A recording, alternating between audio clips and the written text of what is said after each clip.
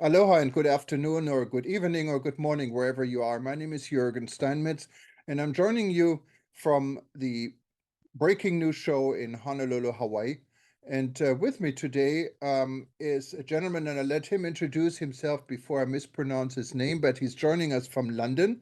And what we're doing today, World Tourism Network is proud to be a partner with the Tourism Hospitality Development Sustainability Show, what is called Reset. It's not a show, it's actually an event, a one-day event in London at the Hyatt Churchill Hotel, and it's on the 16th of September. And we're partnering with the organizer to promote this event and let the world know what it's all about. So you're going to read a lot about it on eTurbo News. And anyone from World Tourism Network, any of our members listening to this right now, if you wanted to attend, you can actually do this. Just go to our website at, the website wtn.travel or worldtourismnetwork.org, same thing, and click on new events, and it's right listed there. There are two upcoming events listed right now we're partnering with. The first one is actually the Reset Tourism event on the 16th of September. And then we're going to have a big show coming up after this. It's also in London. So we're going to be in London twice. It's the World Travel Market. It's from the November 7th to the 9th. And we're planning all kinds of things at the World Travel Market. So stay tuned. And this is in addition to all our different Zoom events, they're still coming up and you also find on the website. But without further delay, I have to apologize. I wasn't really 100% prepared. I just told him this for this conversation here tonight. It's nighttime here right now. So I let the gentleman who is going to be part of a panel in the hospitality discussion at Reset introduce himself and tell us a little bit more what he's doing and what this panel is about. Welcome to Breaking News Show. Thank you very much, Jürgen. It's Adam Maclennan here from PKF Hospitality. We're an international firm of hotel consultants, and what we'll be talking about, and very excited to be part of the Reset agenda on the 16th of September. There's a long list of great panelists and speakers to talk about how we can all do our bit to reset hospitality in a sustainable way, and it's very ably led by Nikki Page and her team. She's asked me to come on and talk a little bit about our panel. We'll be talking with Professor Willie Legrand, who's probably one of the most eminent academics in the field of hospitality and sustainable hospitality and hotel operations. He's just come out with the 4th edition of his new book on that topic. And Robert Godwin from the Lamington Group. Now he is a developer of the first lifetime, I don't want to get this wrong, but the first net zero whole life carbon hotel in London. It's an apart hotel in Chiswick, and he'll be talking a little bit about his process of developing this carbon whole life carbon zero hotel. Wow. It should be a really good panel, but we are one of about 10 or 15 different panels throughout the day, includes lunch. You can stream it online if you're not able to get to London for that day. There are some limited availability of tickets at the Hyatt as well. So it should be a really good event, and PKF and I are certainly very excited to be part of it. Yeah, no, it definitely, it's something special, and Reset goes right along what we have been doing here at World Tourism Network, is rebuilding travel. And that's what we're all doing in the world, because the travel industry, of course, has been hit by COVID. Now, discussion probably along the line with carbon neutral and so forth is a big discussion everywhere. I can tell you here in Hawaii, we must have the only tourism board in the world that really doesn't want any more tourists. We're full. So there is no advertisement and there is no promotion of tourism, because we really have enough tourism.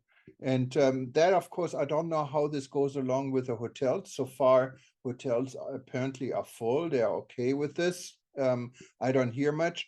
But you being in the hotel and hospitality industry, you're promoting responsible tourism, as I can hear. How do you put this all together? I mean, we want to promote tourism, but we also want to be environmental friendly, and we want the hotels to generate a profit. How could this all work together? Sure. Well, I think it's a very good question, but it's an important one because obviously sustainability is environmental sustainability, but it's also economic sustainability. I think the tourism industry has a lot of work to do to allow people to travel. People want to travel. People enjoy travel.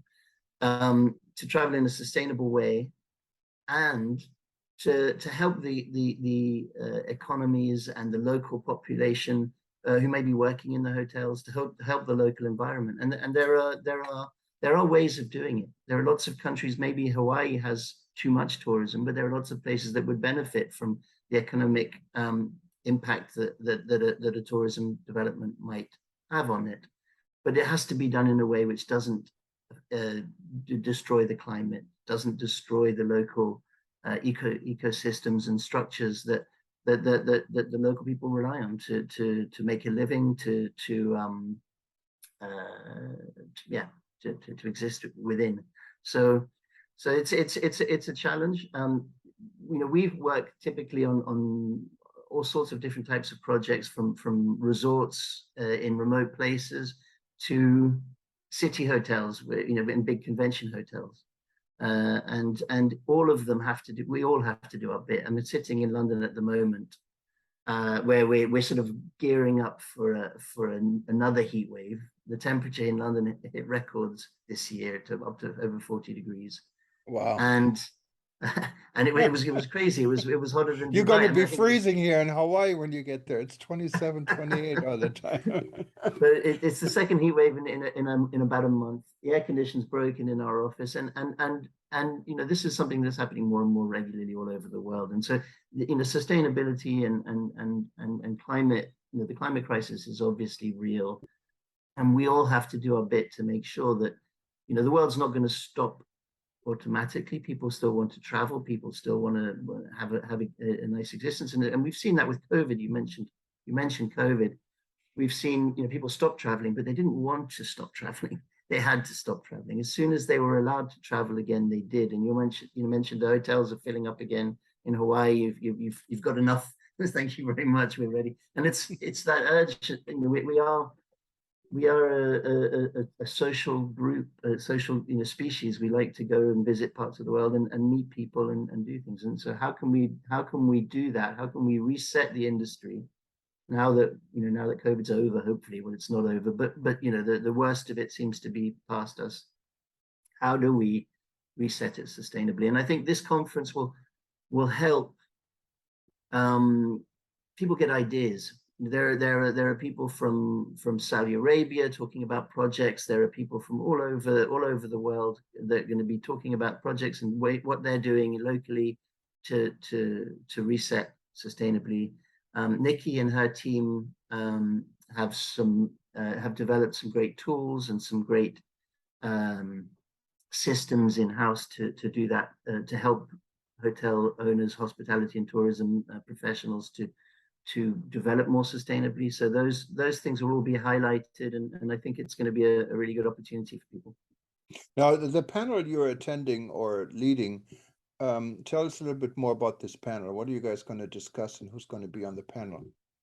Sure. Well, it's I haven't met. I've met both of the panelists many times, and they're very, very passionate about what they talk about. We sit on some councils together on sustainability, and we'll be talking about how more on the operational side and the value side of it as well. So we'll be hitting a little bit about how it can be done. You mentioned something earlier in your question, and I don't think I touched on it, but how can you do this and turn a profit? It's easy to be sustainable if you don't mind about making money, but how do we do that at the same time as making a profit? And I think ultimately those questions used to be hard to answer, and now they're becoming easier. Robert Godwin is a business person first and foremost, and he has developed a hotel, spending their own money and obviously borrowing money to develop it as a whole life, first net zero whole life hotel. And he's going to talk about why he did it and how it was important. Obviously, climate change is important to him. It's one of the important metrics, but also he wants to make a business that's profitable. So we're going to talk a little bit about that. And Willie has been observing the industry and taking data from the industry and writing textbooks about this particular topic probably for longer than anybody, and waving the flag very vociferously to all who will listen, and teaching the next generation of students about how important this is and how they can do something about it. So he will be hopefully presenting some good ideas as to how people can actually make a difference within their properties or within their hotels. And also why it's important from a financial perspective. You know, there are all sorts of things happening in Europe. I'm sure they will happen elsewhere as well, in terms of we're talking things like stranded assets. If you don't do something, the governments of various countries are going to make it so that your value of your property will decrease if you don't make it sustainable. The operating costs of running an unsustainable hotel for things like gas and oil and all of these things, which are, in Europe at the moment, I'm sure all over the world, are increasing, you know, and quite rapidly. They're being taxed more heavily, as well as the scarcity because of the wars in Ukraine, and so, you know, how do we combat this? Well, we figure out ways of making our properties more sustainable, and that's one of the ways of doing it. And hopefully Willie will touch on some of those things. I'm sure we'll think of lots of other interesting things to say. We'll have a tight schedule, but one where we'll touch a lot about a lot of those types of questions. Now, for those that don't really understand what you're saying with net zero, what is net zero? Ooh, that's the question I wanted to ask Willie, because actually there's net zero in operation. So you're using you're not using any additional carbon, or you're offsetting the carbon that you're using to heat and to operate the hotel. But then there's the whole life net zero is also the construction of the building, the materials that went into it, the supply chain that you're using. How do you sort of reduce the emissions and the impact that your building has had, or is going to have by building it, and by the whole life cycle of the operations and everything else, to have zero carbon emissions throughout the life of the hotel. And of course, it's hard to understand because, I mean, there are, for instance, initiatives. You can pay so much more on an airline ticket these days or in a hotel to offset your damage. But how do you do this? I mean, you're not offsetting anything. You're just giving more money, isn't it? Like this, or where's the money going? Well, that's a very good question, and I would hate to. It's a very hot topic, and people are passionate about it, and there are people who are way more knowledgeable about this than I am. Offsetting is often not the ideal solution. So if we talk to Greta Thunberg, you know, probably she would have one opinion, which is on one extreme end, and I'm very grateful to her for what she's done. And then others would say, well, you can, you know, there's a financial solution to it, and it, you know, it brings out a lot of passion because it's such an important topic. Offsetting is not ideal, but some of it needs to be done. If you're planting trees in a certain place to absorb more carbon, that money that you've spent to plant trees might help to reduce. But those things all have to be tested, and it's challenging. So oftentimes, you know, people are paralyzed with fear to do something because the thing that they think they're doing, which is correct, somebody else will turn around and say it's not perfect. But ultimately, we all have to do something. So we may discuss some of these types of things. Robert has a prime example of what he's had to do. They might be offsetting some of their emissions at the moment, but they're trying to reduce them as much as possible to start with, reduce the impact, and then do things that are positive in order to offset them. If you can, No, I'm sorry, didn't mean to interrupt you, but No. it is hard if you're from a consumer's perspective. It's really high tech talk, and no one really has an answer. And I hope someone comes up with a guideline for a traveler, for a simple traveler who said, "Yes, I want to travel responsible. How would I do this? Should I pay you more money? Where does this money go? What do I get for this money? Or should I ask to have my room only cleaned once a week instead of I think every 3 days is now normal, no longer every day? Or is this only because we don't have enough maids anymore because people found other jobs?" It's hard to really understand how to operate, and also as a guest to be a responsible guest and offset your damage. Yeah. Because once you're in this environment, you want to enjoy the hotel, you want to enjoy the destination. Here in Hawaii, a lot of people talk about respecting culture. Well, I mean, I lived here for 35 years. I haven't seen much of the culture. Yes, of course, it's there. Um, but putting guests through a training to come to a destination so they understand the culture, what really is almost distinct, uh, it it's it's very hard to understand, I think, really from a perspective. And you said you're in the business of building hotels and planning hotels, right? Is that something you're doing? So we advise people who do that. We're advisors. So we run feasibility studies for we're famous famous in history for helping to develop the uniform system of accounts for the lodging industry.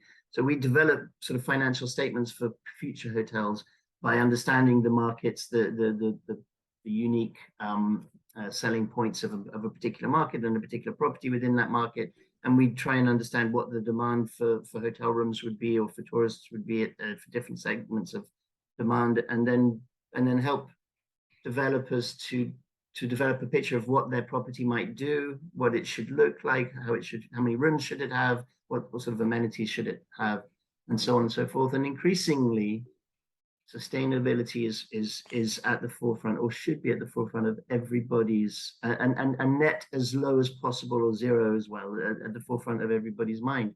I think Nikki and her team are developing some tools to, I think the golden ratio is something that they're going to talk about. And I don't want to get too involved in that because I'm not the expert and I'll butcher it, as they say, in her explanation, but I'm sure she'll come on and speak to you about that, or one of her colleagues will. To help the tourist, to help the individual. I'm the same way. You know, when you go to a hotel, how do you find out? There's a lot of work to be done. It is confusing for the tourist, for the individual who's trying to do the right thing but doesn't know exactly what the right thing is. We all have to educate ourselves. But we also, as businesses, where we're not in the business of educating people, we're in the business of entertaining them and giving them a good time. We have to provide the right sort of systems so that they could do the right thing without having to think about it. And I think that is the challenge that we have. Now tell me, you mentioned Saudi Arabia, and we have reported a lot about Saudi Arabia recently in the world, because Saudi Arabia is becoming a center of tourism with $49 billion to spend. The tourism development in Jeddah is astronomical. It's amazing. Sometimes people forget, there are thousands of people that actually live along the coastline that getting evicted. They're getting no compensation for it. These are all what doesn't sound a lot of the, this is definitely not sustainable. So how would you advise a client, like for instance in Saudi Arabia, who has any amount of money to spend to be sustainable, to build a sustainable environment or city? Is this really happening? Listen, that's probably a little bit beyond what I can talk about right now. I know that there's a session at the conference that with Dr. Omar from the Red Sea Development Project in the Kingdom of Saudi Arabia will be talking about that tourism development. I mean, what I would say to anyone who's considering developing and whether they were the king or I mean, this is a personal feeling, whether they were the king of the country or just a developer in the country, is that, you know, you will be basically judged on what you do, and it's important to, people won't want to visit you. Tourists won't want to visit you if you do the wrong thing, because now in this day and age with instant access to media all over the world, if you want to get international tourists to come and visit you, you know, it's difficult to do so if you're going to do the wrong thing by the people in the country, you know, with the wrong types of developments not being sustainable. Now, I'm sure, and I'm not advising on these particular developments, so I don't want to. I'm sure that somebody is telling them this and that they're aware of it, and I, you know, I'm not a politician and I'm not into politics. I'm a business person, but my feeling is that you need to take into account the people that live there. But development is always going to be, you know, have some people think you should have no development, and other people think you should develop sustainably, and other people think it doesn't matter. It's all about money. The money talks. We can build houses for somebody else somewhere else. Some people might think, well, these people, you know, were living on, you know, weren't necessarily, you know, contributing, or maybe they can now have jobs in some of these properties and you know, and improve their quality of life. So it's a tricky subject, and I don't know what's going to come out of this interview on that, but hopefully I won't come across as an evil person. You know, I think it's absolutely important that in any big development and in any master plan that we take account of everybody's, you know, every stakeholder in this, and that's the local community as well as the people who own the buildings, and as well as the tourists who are going to come and visit, and the supply chain that can perhaps make a better living or a more sustainable living by supplying this industry. Well, what do you think are the basis for, you mentioned in the beginning about remote destinations. We have been very involved with Africa. I don't know if you know this, but I'm the founding chairman of the African Tourism Board, what we started, what it's now has its own life and is in 20 some African countries. I'm dealing with requests. Just yesterday, I talked to a gentleman in Niger, what is not really the safest place on earth, but they're serious about, and they have committees and they have money behind it now to build a tourism industry. Similar discussions had been taking place with several countries from, you know, in Africa, what most people haven't heard about and haven't heard the name about. So how would you advise a new region that wanted to develop tourism to go about? Is there like a general basics? Of course, transportation is a big issue, but let's, if we put transportation on the sideline, what are the basics for tourism? I mean, I think again, we have a division which focuses specifically on that. So I'm not an expert on tourism master plans and those types of things personally. We have a really, really strong division that talks about those things. I'm happy to introduce them to you. But as a hotel advisor, I can say that you know, one of the main things that we look at is can people get there, and why would people travel there? So what do you have that would make people want to travel there? Right. Right. You know, is it industry? Because obviously lots of people travel for work. You know, that brings people in. It people who travel for work spend money and stay in hotels. So that's one thing. But if they're doing it as a tourism thing, you know, what if you've got locally that can be amplified and shown to people that will provide them something that they don't get at home, and that's important. And they have to feel safe. I mean, not everybody. Some people are thrill seekers and they don't mind going into a war zone, but most people want to be safe. They want to be able to get there. And there's different levels, so that, you know, we did something in Cape Verde recently where, you know, it was a mass tourism market. People want to go there because they want to get this beach holiday, and they want it to be sunny, and they want it to be sunny in the times of year where it's not sunny where they are. Now, a lot of places have that, you know, in Africa especially, there's lots of sunny places, but there are other things. Maybe people want to explore the jungle. There's wildlife in certain places which you wouldn't see anywhere else. So you could have, you can promote all sorts of different things. I think key is can you get people there relatively affordably.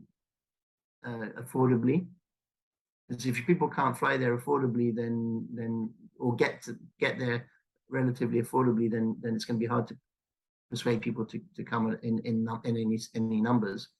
If you do a very boutique, very luxury hotel product, then that doesn't matter quite so much, because people will, affordability is less important. But transport links is important, and I think safety, and then having something that people that will interest them. And I think everywhere has something of interest.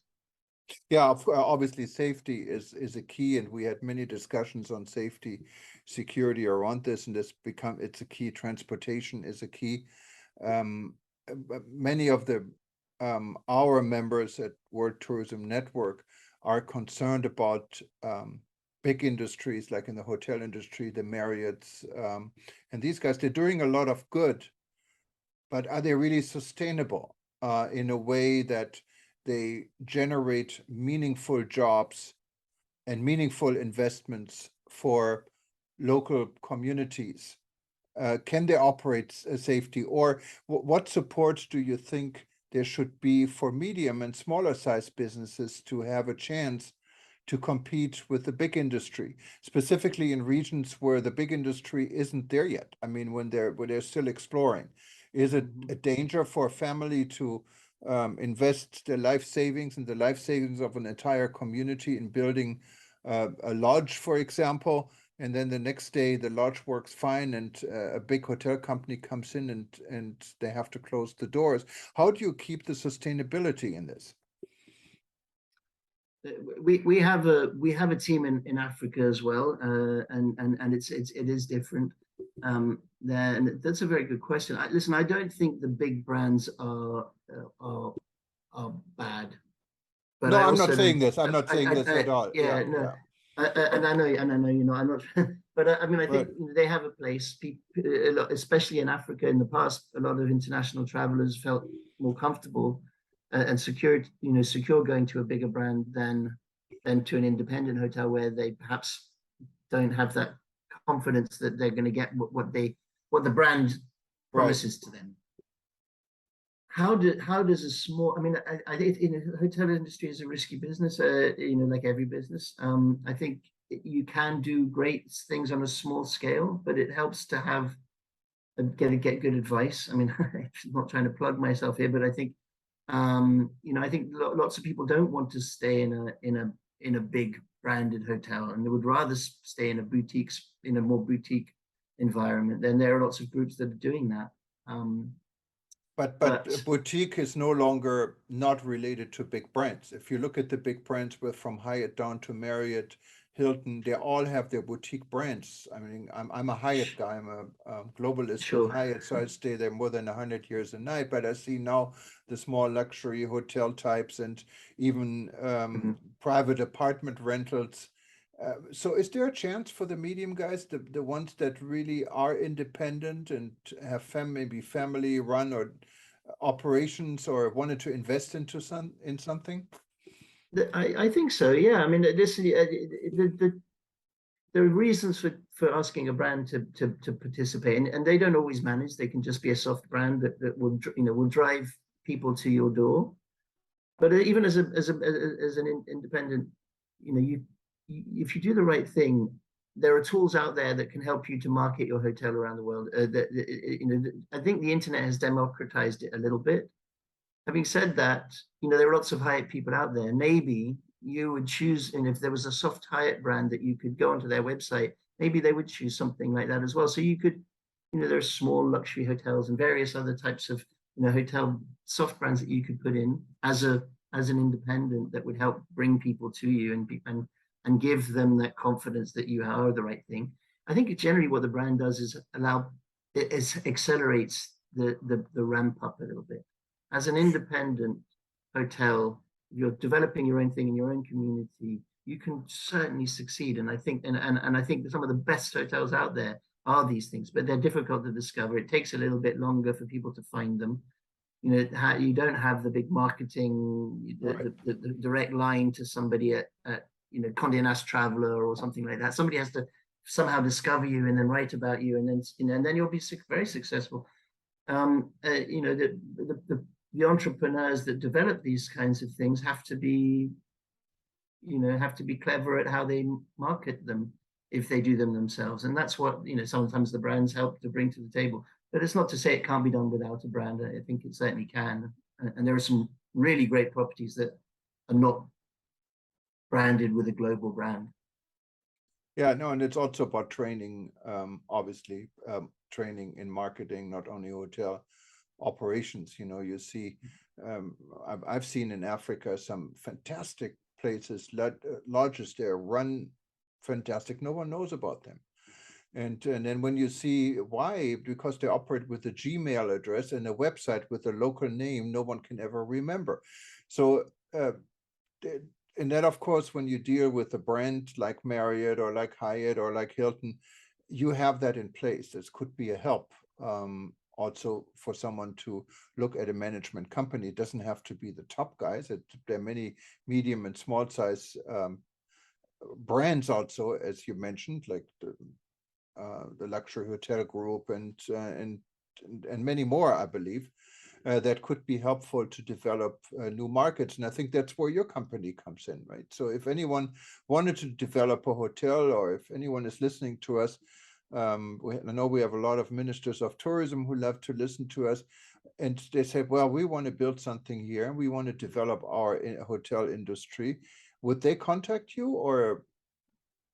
Sure, that we'd love them to contact us. I mean, easy to find me on the website. I run our website is pkfhospitality.com, and I run the London office, but we have a tourism master planning department if that's what they want. If they need a feasibility study to understand the market, or market study, we do that kind of thing on a very regular basis. I mean, all over the world. So we've really worked in pretty much almost every continent. I think we might be missing Antarctica at this point, but everywhere else. And we like to, and we've been doing it for since probably the 1920s as a brand and as a company. Helping hoteliers, helping governments to understand the potential of tourism in their market. So we'd be delighted to have a conversation. We've got a team of around about 100 people internationally. We've got about 20 offices around the world, in different countries. So we have people on the ground as well as an international pool. We work as one company, so we send the right people to the right project. Doesn't matter where we're located. We're an international business, and hospitality and tourism is an international business. So we'd be delighted to talk to any of your listeners. Personally, they can Google me or link in with me, or just look at our PKF Hospitality website and find one of our team. No, wonderful. And of course, you can also attend the Reset meeting in London if you are in London, or if you're planning to travel to London. And you find all the details if you go to our website, wtn.travel/reset, wtn.travel/reset. And if you forget this, just click on contact, send us a note, and we'd be happy to guide you. And as you said, this will also be live streamed. We're going to live stream it on our live stream channel on eTurbo News when it's there, and repeat. And of course, when we're done live streaming like this, this conversation as well, it's always on YouTube or on Vimeo or on breakingnews.travel or on livestream.travel. So you find it everywhere, but it's nothing beats to be part of it. So if you are in London, I think this is really the place to go. It's the Churchill Hotel in London. And thank you so much for being a guest today. This was a fascinating discussion. Hopefully we can do more, because I think a lot of our members are interested in what you're doing. And if you want to join World Tourism Network, or anyone else listening who is not a member, just go to wtn.travel, click on join. We'd love to have you on board, and you can even start your own interest group. So if you wanted to do an interest group, in your case about hotel development, we don't have this yet, but we may have a number of takers who want to be part of it. And that's how the conversation starts, because after all, what we are a network. For those on eTurbo News watching us now, this will repeat every 2 hours for the next 24 hours. And after this, you find it if you just go on our YouTube channel or on breakingnews.travel. travel, and you can listen to it again. But we're going to have some more sessions before September 16th, so stay tuned. And again, hopefully we see you in London, and thank you so much for being on our show, and good morning, good evening to London. It's now when we record this Tuesday night at 11 before midnight, and I'm not bored. I'm not even tired. You really had some good information. Thank you so much. Well, thank you, Jürgen. Okay. It was really fun. I appreciate the time and the opportunity to plug the event, but also to talk a little bit about hospitality with you. It's a great chance to meet you. Thank you. And stay cool in London. If you need a little bit Thank cool, come over here. You know, it's only 27, 28. We're fine. Oh, it's over 30, I think now. All right. Very good. Take care. Bye-bye. Bye-bye. Thank